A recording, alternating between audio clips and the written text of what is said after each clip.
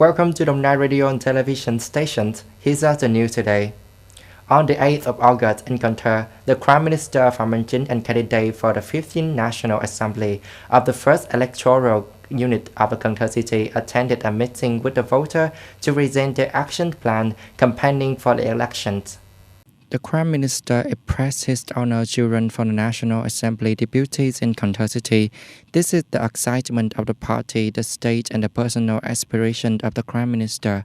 For Qatar, the Prime Minister emphasized building the city to truly become the political, economic, cultural, transport, logistics, agriculture center of the whole region. Facing the complicated pandemic situation, the Prime Minister emphasized the people to be careful, focused, but also not to be panicked. The Prime Minister urged people to voluntarily comply with the regulations on the pandemic prevention. For activity of meeting voters, campaigning to vote, the Prime Minister says that the candidates will seriously absorb the voter opinions. According to the report of the Center for Disease Control in Đồng Nai Province, the whole province have implemented injection one-shot of COVID-19 vaccines for 18,333 people, recording 4 cases of anaphylaxis that have been handled promptly. In the first phase of 2021, Đồng Nai was allocated 16,800 doses by the Ministry of Health to the front line against the pandemic and 650 doses to the police. Currently, in the province, there are 18,333 people being vaccinated out of total 20,448 expected subjects.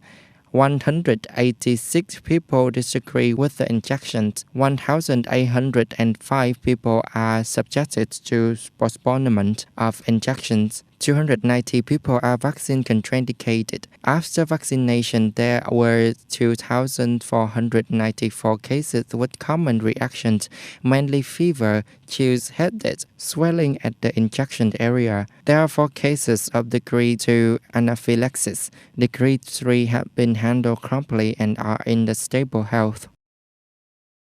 Over the years, the credits have usually increased closely in the first quarter of the year, but this year has suddenly increased with the current market reality. Experts says that when the health of the businesses gradually recover from the disease control, the decrease in interest rates will stimulate the demand for loans. So credit balance application will continue to increase in the second quarter of 2021.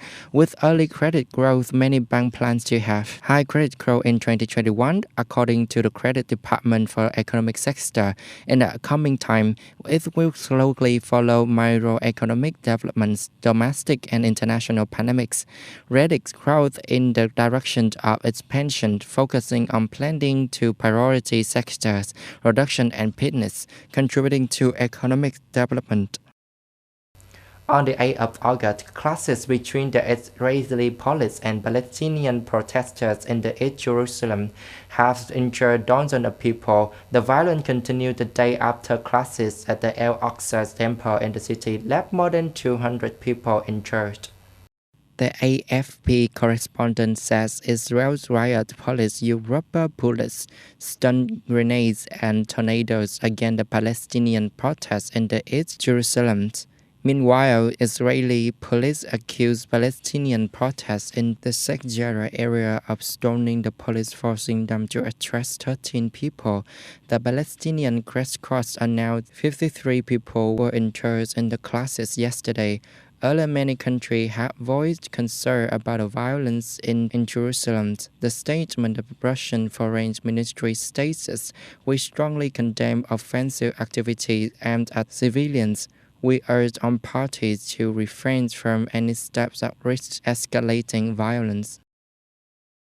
Pakistan Foreign Ministry announced on the 8th of August that Islamabad strongly condemned the attacks that happened on the same day at the school in the western part of the Afghan capital, Kabul.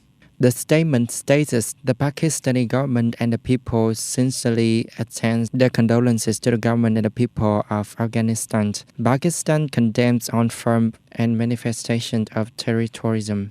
Afghanistan's senior security officer revealed that the number of the injured have reached 55 people killed and more than 150 injured. According to the officer, the explosions were caused by a car pump and then mortar cells inside the car. That's all on the news today. Thanks for watching us. Goodbye.